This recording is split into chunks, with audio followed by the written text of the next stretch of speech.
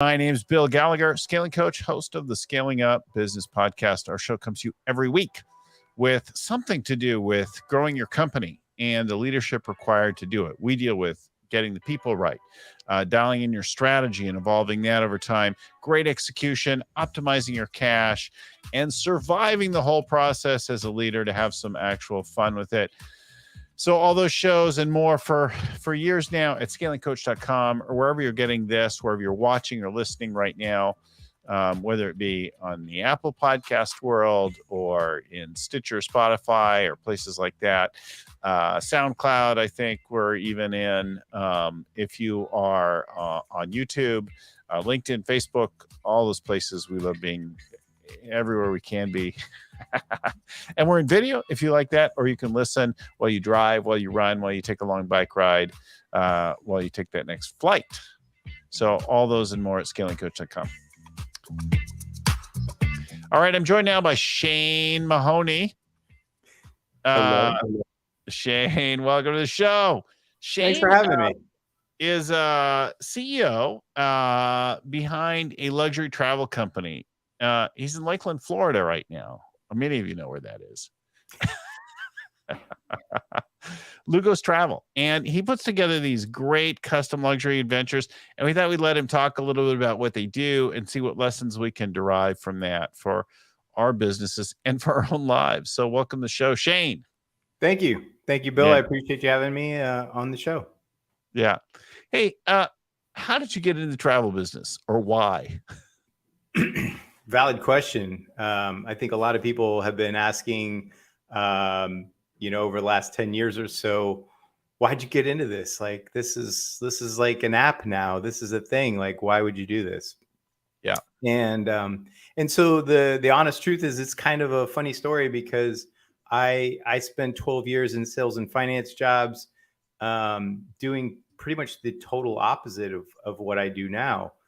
I hit 34 years old in my life, and I was just like kind of done. When you get to 34, it's over. It's all downhill from there. I don't say that. I've loved being in my 40s. Not a problem there. But I reached a point where I was just making money, but not really enjoying the quality of life, kind of living for the weekend. I don't know if you can relate. But I had, just good at my job. And then that was pretty much it, go home and party. And I just wanted something a little bit more. And that's great for you. So I wanted something more. And really long story short, I stumbled into a guy who had a ski school in the French Alps, and I thought I was going to be a ski school instructor. Just figured I would just ski bum it for a little while. And so it was. I think a lot of Florida guys are into that. I can't say for sure, but I love it. I love the cold that I'm visiting, not really having to live in snow. So anyway, Bill, long story short, I met this guy and we had a really long conversation about doing this. And he suggested that I become a tour operator. And it was after a month of research and looking at it that I decided that this wasn't just plan A, this was plan A, B, and C for me. So it just was something that I always wanted to do. I just never knew existed. And so what was the first, what kind of tour? Was it just skiing? What kinds of things did you create? Yeah. I mean, when early on, I didn't have a lot of the tools that I have now. I didn't have the experience. I literally came up with my company out of nothing with no experience in travel at all.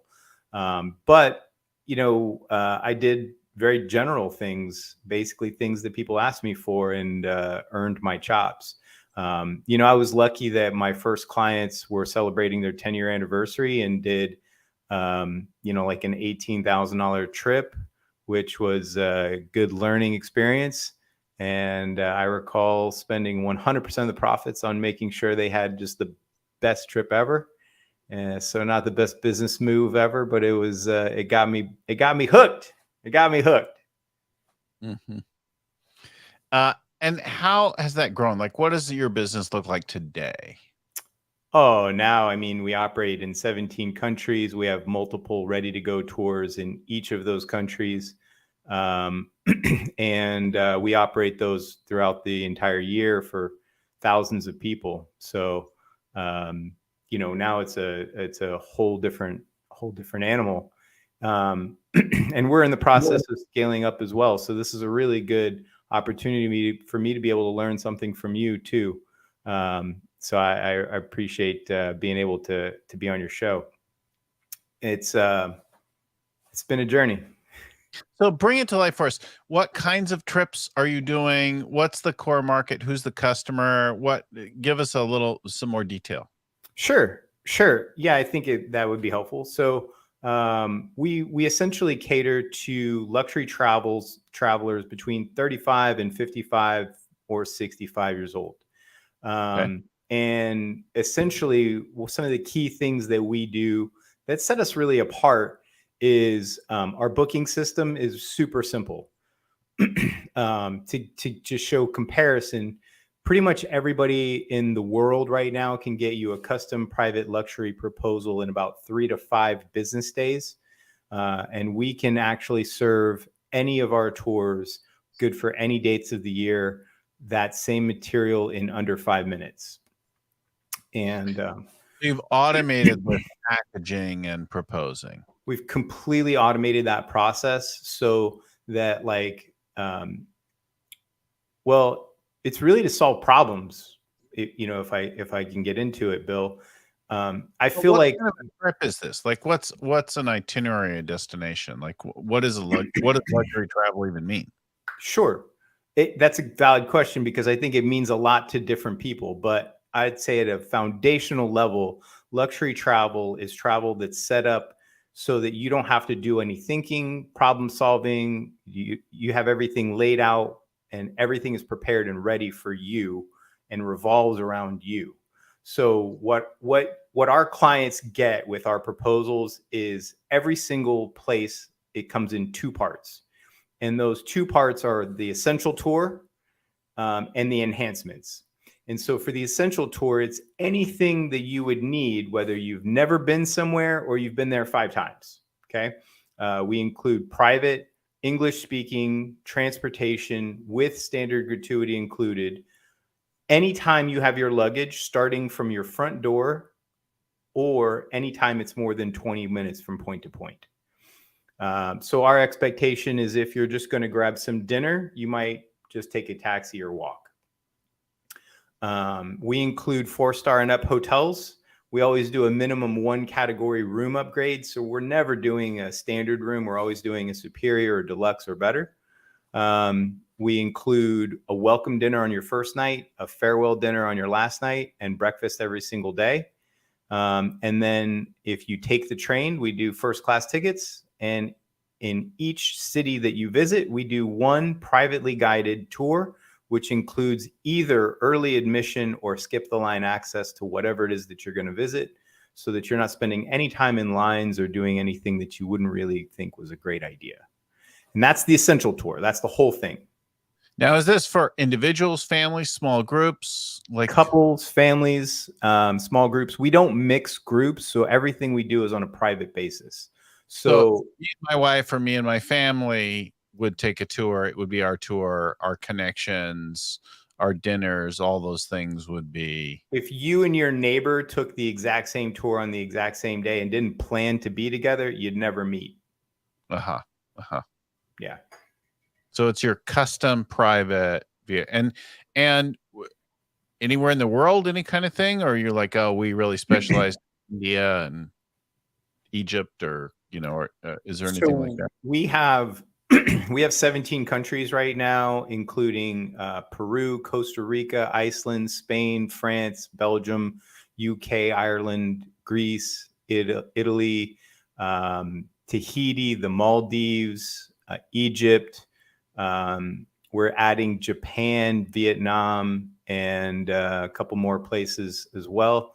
So essentially, you just go to the website and you're like, hey, I want an 8-day tour in France, for example. Then you find that, and then as long as you like it as a structure, then you can get that proposal right off the bat.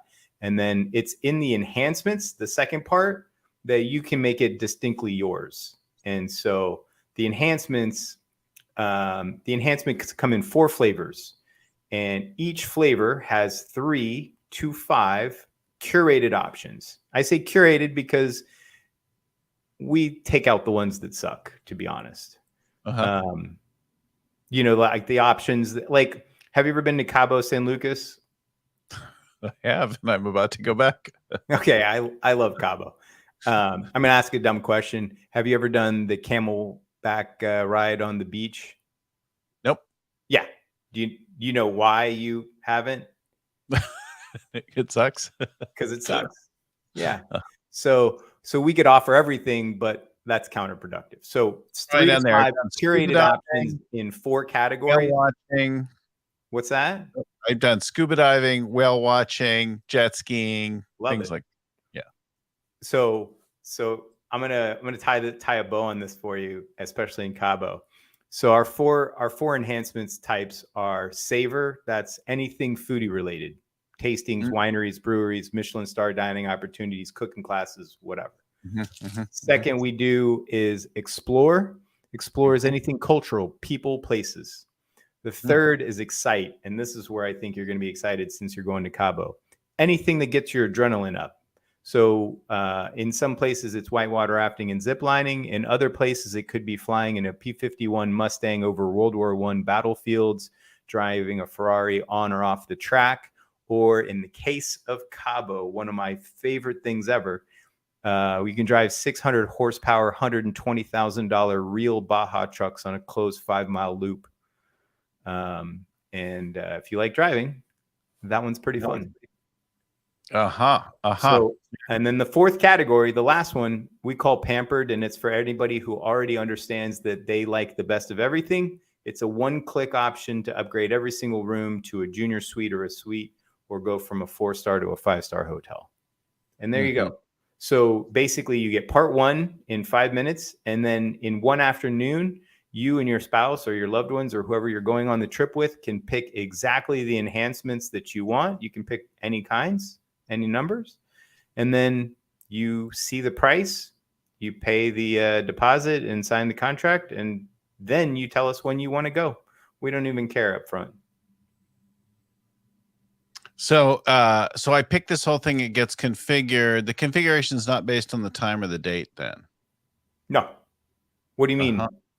Well, like, sometimes the prices all seem to vary between what season you're going, and the availability varies. Oh, I'm sorry, we're booked out on those days, Yeah. So we actually have proprietary systems to be able to take care of availability problems. But the reality of what the other thing you're talking about is we've taken out some of the problems in the pricing model that a lot of other companies are using, which I call from pricing, right? You're probably familiar with this. It's like from $2,000, you can have this 5-star vacation for 7 nights, right? And then you realize that is at the absolute worst time of the year. And all the other times that you would like to go to this place, it's substantially more. And so I wanted to get rid of that completely because you and I know that nobody's going to the beach in February unless that beach is in the Maldives. I don't know. Marriott would like me to use all my thousands of points in the off seasons that I never want to go to I don't want to go to the ski resort in May. True. Right. So, the thing is just having, the ability to be able to flat take care of that. And, at the same time, our company is also hedging for pricing changes in the dollar-euro markets and the different markets, gas prices. So we've basically priced in. You can tell us whenever you want to go, even Holy Week, even Christmas to New Year's, and we will honor that price and deliver the experience. How do you know? It feels like in the world of travel, but like many things, there are many things presented as 5-star, and then you get like, I'm sure this was 5. So, well, I'm not sure what stars they chose for this, or like sometimes it seems like a nebulous concept, and like, oh yeah, this movie was featured in the movie 10, and it hasn't been renovated since then. And That is a very valid point. You would have to. I wouldn't expect most people to know or to want to care to know why you can trust some places on that rating system, and in other places why that's less important.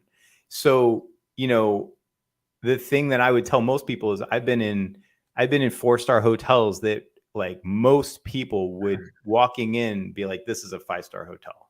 uh-huh. And in Europe, the difference between that 4-star and 5-star experience could be as simple as that hotel just didn't have 24-hour room service. And Yeah, that there's like alone boxes will to take check it to a off. 4-star, even though it has a crazy nice spa and a Right, beautiful, settings right. and everything else. So, it's also where you can take advantage of a lot of the ways that the different star system can be in your favor for getting good pricing on different hotels that are fantastic if you know what you're doing. The same thing, the same 5-star hotel in, say, Ecuador or Chile is not going to be quite the same as it would be in Italy, or France. So it's just understanding what your experience is going to be. But like, to give you a good idea of like a concrete example of what you said earlier, which was like, what is luxury, right? So I would say this: luxury is being able to take care of all the problems that come up with, let's say, going to Peru, going to Machu Picchu. But real luxury is making sure that all of the parts of the experience are enjoyable. So, in that vein, when our clients show up in Cusco, a city that is 2 miles high, um, we have oxygen bottles waiting for them in their room so that they can acclimate to the altitude at a very rapid and comfortable pace, as opposed to just roughing it out. So that's Little one of the ways I would say that's a little luxury thing that we do. That's a little step need the above. Coca tea right away. Well, you could do that too. This is very possible. I've heard that's a good thing in Cusco. I would. Uh, so how do you know? Do you or someone from your team visit and vet all these places to know what you're dealing with?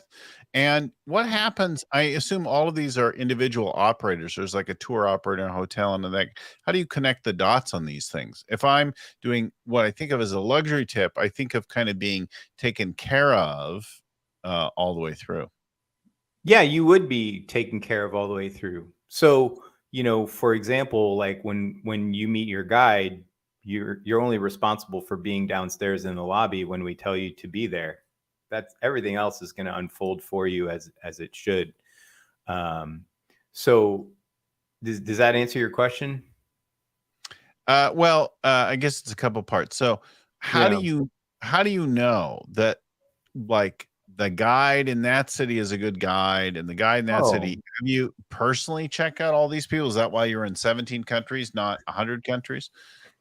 valid point. Right. Yeah. So when I first started, everything that we did was personally vetted by me. Mhm. And of course, at some Yeah. point that becomes impossible. I told you I had put my son to bed. He's 7. I can't just be wandering around the world trying different guides. My wife would we would divorce me for sure. It would Just not, put it them would on never your happen. shoulders, take him everywhere. I'm taking this son to school every day. And so the thing about it is, after we've been doing this 11 years. So, Lugos Travel is an award-winning global travel group, and we book thousands of life-changing luxury trips. Um, at the end of the day, what we did is we took a systemized approach of exactly what we wanted for our clients in definable, contractable terms. And then we found partners in different countries that could service that with their boots on the ground knowledge. And what we get with that trade-off is also being able to have 24-hour support in the country that you're in, which eliminates a lot of the time zone problems that can happen. So, if there's a train strike at 8 a.m. in Italy, I really don't want to wake up at 2 a.m. to take care of it. So we have local representation. Yeah, we have local partners that are monitoring all parts of the tours while the clients are on it. And then we pick up before and during and after with messaging and making sure that everybody's having a good time and everything's running smooth. But the real gem of that is that we're solving problems before the client even knows there's a problem. So, to give you that example, again, in concrete terms, like what does it look like when a train strike happens? Well, we had clients that were being picked up at their hotel, taken to the train station, train over to the new city, and then, taken to the hotel from there. And so, train strike happened, but we have a plan to be able to take care of that. So the car that picked them up from the hotel just didn't go to the train station. They just went all the way. And instead of just being a ride for, 6 hours or whatever it was that day, we went ahead and planned a 2-hour stop in a new city. So it was a tour within a tour and put it together with like a nice stopping point for lunch so that they didn't feel like they were in the car all day. And then basically it's, doing those sorts of things is kind of what makes. So you have reliable local regional partners who can take care of things in country or region. 100%. Yeah. 100% in all of our countries. Yeah, it's interesting. And then what's the profile of the person who's traveling in this way? If you're talking about demographically, I would say it's people who are looking to connect with their family. I mean, we specialize in connecting and reconnecting loved ones because it's my opinion, based on my private life and prior experience, that I think we all end each year with a certain amount of gratitude and happiness about the success that we've had. And if we had one lament, one thing that we wish we could have done better is to spend more time with our family. And so, I think that we invented that process of being able to purchase luxury travel very simply and easily to address exactly this problem, because it's my opinion that the stress of planning travel, especially international travel, is kind of high, right? And so you tend to push that away for as long as you can until really the stress is all the way up here. And then at that point, you'll do anything to just take the heat off. So that's where I really saw that a lot of people were taking tours they've already taken before, going places they've been, or for that matter, taking a cruise option where you can just kind of hit the easy button and the decision is over. And so I wanted to combat that and give people the experiences that they want and need to have in their life to have a good life. And by doing that, we can create ways for families to just connect more and fulfill that mission without having all the stress of planning it. It's kind of like a vacation from planning a vacation. So your folks are people who probably already travel, are definitely upscale, upper income, and they look for custom, unique experience, right? Yeah, it's definitely people who want a custom, unique experience. That's a great way to put it. I talked about our 4 enhancements categories, but we have 2 more that don't really fit in any category. And at least one, if not both of them, will probably put an exclamation point on kind of how we take care of our clients. So the first is our photography option.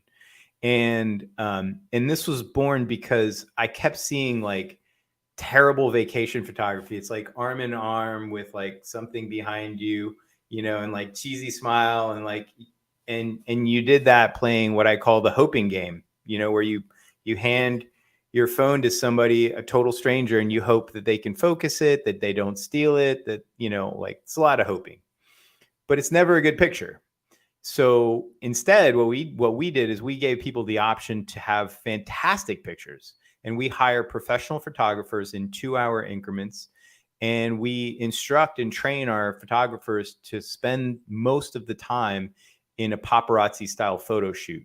So we've got them in medium to long range lenses across the street, out of your way, not telling you to pose here, do this, chin up, none of that wedding photographer stuff. But it's you with your real smiles and the stuff behind you in a way that like really captures the soul of travel. And when you get back, we give you a photo album like this, leather bound, with all the pictures inside laid out, and then we also deliver all the digital stills for you to do whatever you want with them. So that's like one way that we think we can step up the experience and put it into somebody's hands that really wants to capture the memory. And then the other way, and this is going to be really interesting to your listeners, is our custom daily amenities kit. Bill, you seem like you travel a lot. Have you gotten a bottle of champagne in your room? Yes. Okay. Were you in France when that happened? No. Okay. So follow me on this, right? Ostensibly, I don't know where you got your champagne. Let's say it was Italy. So you paid somebody for an Italy vacation and you got a bottle of champagne in your room. You got a French experience in an Italian vacation is what you paid for. It's like, it's nice, right? Who doesn't love the champagne, but it's off the target. And so I really identified this as a way that we could really immerse people into a culture and a people with things that are distinct from that area. And so we found that in every area we do business in, there's a local specialty, something that's locally sourced, locally produced. It's a specialty of the area. And we found that our clients, best of their abilities notwithstanding, were still missing out on some of those experiences just because they didn't go into the right store or they didn't go down the right street. They just didn't know, right? And when you don't know, you're not going to stumble onto it as easily.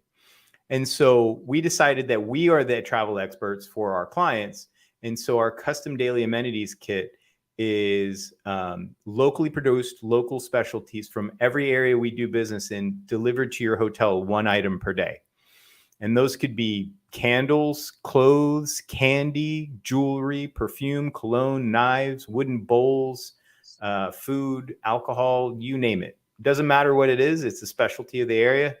We have that delivered. And we do that for anybody that's listening to this. If you pull any proposal and actually sign the contract within 3 days, we'll give you the whole trip of custom daily amenities for free. Oh yeah. So I would, it's usually my hotel partners, but also sometimes conference organizers and stuff who will do that. So very often when I check into a hotel, there's like, I'm in Santorini and there was a small bottle of Acertico and some local things, some local crudité type stuff in the room. And I check into a thing in Tahoe and there's a bottle of red wine. And, so there's often like it's something like that in my room on arrival.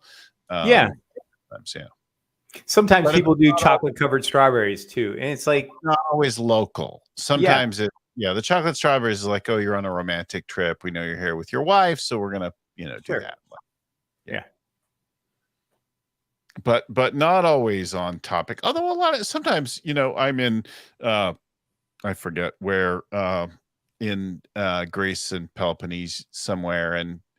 So there's Nemea, wine there, and then Acertico and Santorini and things like that. So sometimes more localized to the place. And I think it's best when it's like that.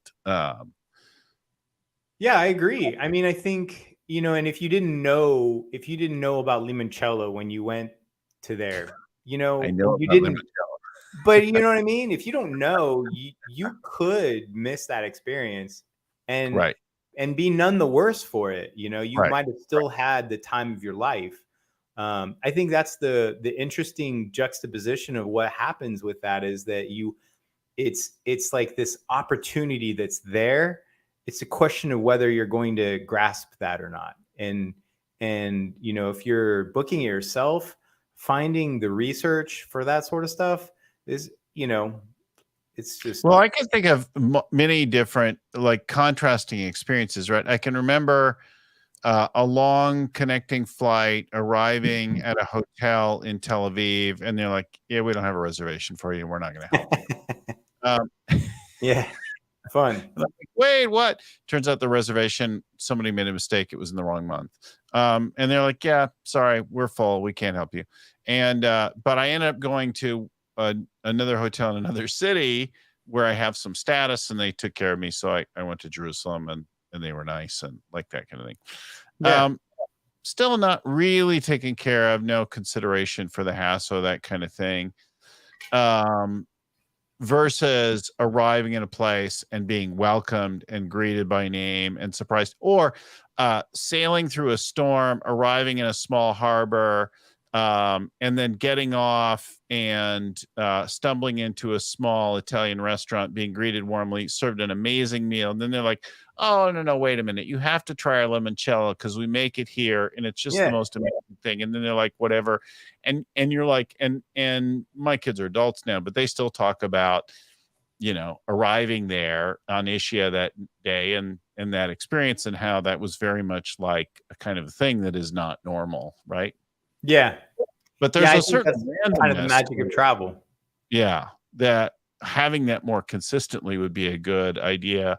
I was stuck recently in, I landed in, on my way back from Greece in Amsterdam, and and on arrival, we look out, we could see across out the windows outside the terminal, and we see rows of people dealing with this summer's like travel nightmares and trying to get through security and the lines, that kind of thing. And we're like, oh my God, it's out of control here. And then we meet a woman at our arriving gate who said it took her 6 hours to get from the curb into the gate through the check-in and all that process. And we were hearing horror stories. And then our flight was delayed for more than 6 hours and ultimately canceled. And then we stayed there from 11:30 in the morning till after midnight, that a connection, and being denied, ultimately sent to a hotel.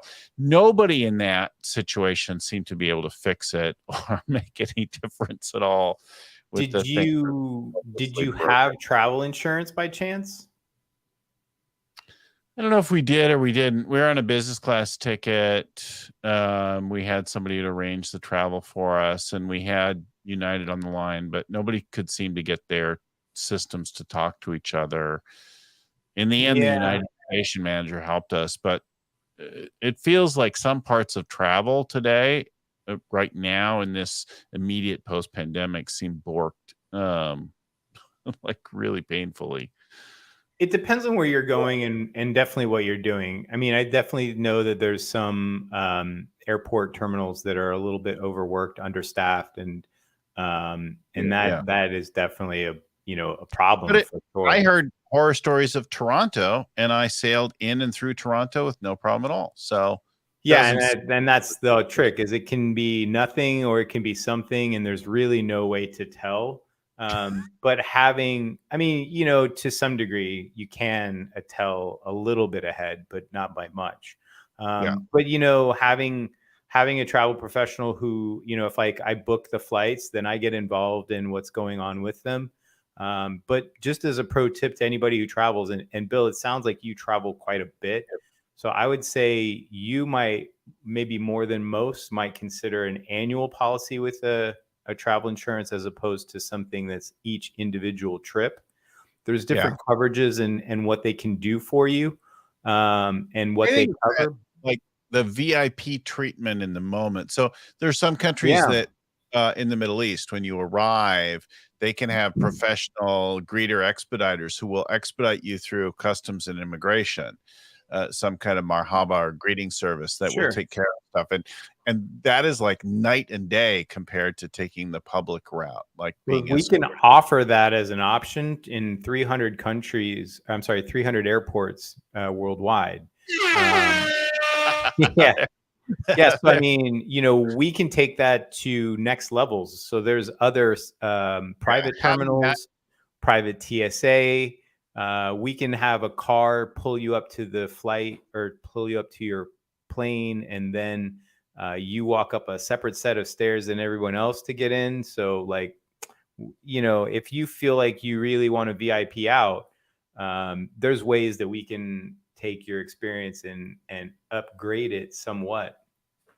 Yeah, I've seen some of that happen. I saw once we were held from disembarking, and they let one of the first class passengers off, and they got off and walked down the steps to a private car, and then the rest of us were allowed to go up the jetway and on, Yeah. and some were greeted and taken care of and that kind of thing. And I said to somebody, like, what was that all about? And they're like, oh yeah, that's the minister of whatever from the country. Yeah, and they're going to go to a private terminal and go through private TSA, and like the entire experience is going to be completely different for them than it is for you. The nice thing is that that's not the most expensive option. That also very much depends on the airport and the country, but that could be from a couple of $100 for that experience to several $1,000s. Well, I think, right. So we're talking a lot about travel, and after I've had a few delays this year, right? So, and I'm on about 60 flights, I think, so far this year now, including 4 out of country visits. I think I have a few more out of country still to go, but less out of country than normal, maybe. But a lot of significant flight delays, being stuck in cities for an extra day here and there so far this year. So we took a driving trip, and we did everything spontaneously recently. But I think taking care of yourself and having rich experiences for yourself and your team are really important. And then I think that what was interesting to me about our conversation, and we haven't been talking about it real directly, is what can you do to make your client experiences, your customers, have similar things? What can you do to upgrade them, whether they ask for it or not, or offer? How can you make it more special? We work with clients at offsite locations a lot, right? So we do a whole bunch of those kinds of days a year. And although they're often booking it, we will say, look, here's what matters. It matters to have a view. It matters to have access to outside. These kinds of locations make a difference in creating your overall experience. And we encourage you don't go skimp. Don't find yourself in an interior room at a Westin or something somewhere. You might as well be in any city to do that, right? So how can we make it a little bit special? But then what are the little touches?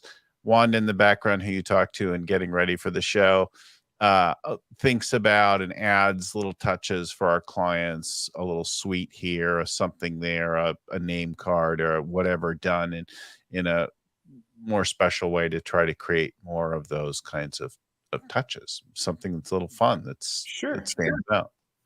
Are you asking like for an example of that? Sure. Yeah. Okay. So we obviously do many of all of those things. Room upgrades, making sure that the hotel staff knows your name, making sure that you're welcomed, all of those things I would consider like baseline. Definitely want to have those done. But then in addition to that, how we can make things pretty special, like maybe let me anchor the custom daily amenities and how we really roll that program out and what that really looks like as a boots on the ground type of look, right? So in one of our tours in Scotland, we sometimes let our clients stay into a hotel that's built into a castle on a cliffside, and they only have, I think, 5 rooms. So it's a hotel very famous because General Eisenhower used it as a base of operations for a lot of the World War II. Okay, so one of the rooms that we prefer to use when it's available has a window, and through that window is a little like grassy plateau, cliffside, water, and then out in the water is a little island, uninhabited island. On that island is a very specific green flecked granite, which is only available on that island. And out of everywhere, there's one company that has the mining rights, and they make curling stones. And as a result of them making curling stones, there's a little bit of material typically left over, and they sell that or give it, I don't know, to a local jeweler who makes sterling silver and granite cufflinks and earrings. And we have those delivered to the client on the night that they stay at that place. So I'm looking at that thing out my window, and I have something from that island. You see that island out there, the little notes that says like, this is what's going on. This is where this is why you're getting this. Like, you will always remember that island in this. Yeah. You know, but like, we've done other touches where we have made custom designed one of one silk scarves handmade in Italy and had them delivered to the hotel with a matching tie for the man. So we've done a lot of custom and design work to be able to make sure that we can get down and dirty on doing a lot of things really special, depending upon the right occasion. Because of course, you know, while everyone might want that level of service, they don't necessarily always want the bill that comes with it. So we cater to a lot of people, a wide variety of people who are looking to do luxury tours. And then with a lot of different options to be able to scale things up from there. I mean, I used to say the sky's the limit, but we can actually go a lot higher than that. I mean, there's some crazy things we can start doing. You know, on one of our tours, you can fly in a Navy fighter jet. You know, if you're really into speed and you want to have an aerobatic flying experience, in Belgium, we can do that. That's absolutely one of our options. That's super fun. Oh, it's a big world. Lots of choices out there. I think so. Some takeaways for our audience as we wrap up now. There's so much possible. Get creative, have some fun for yourself, for your team. But also then think about what could you do to create more custom, thoughtful, cool things for your client. We'll put your link up there on the screen. Thank you. Yeah, so folks can get in touch. ShaneMahoney360.com, the company Lugos Travel. I think there's a lot to think about for self, for clients, for team, for all that kind of thing, about making things special, meaningful, adding a little more luxury to it. When I'm greeted, when I'm recognized, when I'm remembered, when I'm treated specially, I feel fantastic. You know, in the terrible thing that I had in Amsterdam, later in the night when I completely lost my stuff. My wife was holding on. I was ready to it's a good thing there's no weapons. I was ready to take someone down. I like literally wanted to punch someone. And anyway, the station manager for United walks by. He's like, "Hey, aren't you that couple from the flight earlier?" And we're like, "Yeah, we are." He's like, "Come here." And like everything's closed at that point or whatever, but he walks us personally, and he buys us Burger King because that's all there is, and we haven't eaten. And the Burger King was awesome because we hadn't eaten, since before lunch, and it's now past midnight, and we've been standing at a counter, and I'm losing. And he's like, "Okay, I'm going to get you a hotel room right now." So he calls and arranges for the hotel room. They've already dealt with all the people who got bounced. Now he's just personally managing it for us. He's sending us off and he's calling to make sure and that they greet us nicely and all that kind of thing. And then he's like, "Okay, you could go lots of different ways. Here's your choices." We ended up taking a taxi. He's like, "Don't worry about it. It's all taken care of." He like pulls out his card, company card, I assume. He buys us the Burger King. He gets us in. Like, we're largely taken care of. Now, United as a corporation was sucking that time, but that one individual did something awesome. And then the next morning, he's like, "Oh, I recognize you from before. And how did you sleep okay?" And he's like, "Yeah." And he starts telling us about his world and all the breakdowns and travel and Scheipel in particular. And he's like, "You know what? We're going to take care of you today." He puts us on the very first two people to get on the plane that day. He's like, "You are going on first. Go ahead. Like, we'll call everybody in just a minute." And like, go get in there and get settled, that kind of thing, recognizing that we've been worked. That's fantastic. like, that's awesome. So what could you do for your clients? Anyway, I think there's a lot of takeaways here in so many ways to create great experiences for people. I want to thank you for coming on the show. I want to thank our listeners and viewers for joining us. If you want more information or get in touch with us, you're going to go and send us an email to info@scalingcoach.com, or just go to our website, scalingcoach.com. It's all there. And all those back things. Like, subscribe wherever you get this. YouTube, Facebook, LinkedIn, Spotify, Stitcher, Apple Podcasts, etc. We like all that. And thanks for watching, for listening. Hopefully it's been valuable for you. Share it with somebody else. Big thanks to Juan and Mitchell, our producer, getting things ready in the background. And to Vern Harnish, author and creator of the Scaling Up Framework, the Rockefeller Habits, and my friend and mentor in all things scaling up. And to the folks at Podfly Productions who help us get our show out every week. Thanks again, everyone, for tuning in. We'll talk to you again next time. Keep scaling up.